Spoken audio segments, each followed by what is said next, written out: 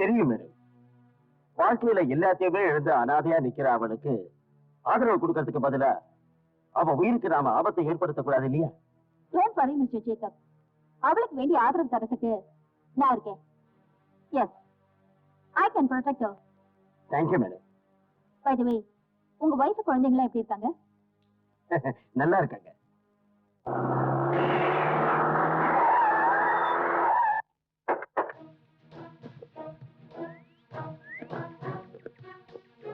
வாங்க.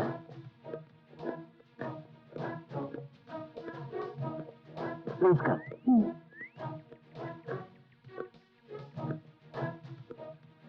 வாங்க சார், உட்காருங்க.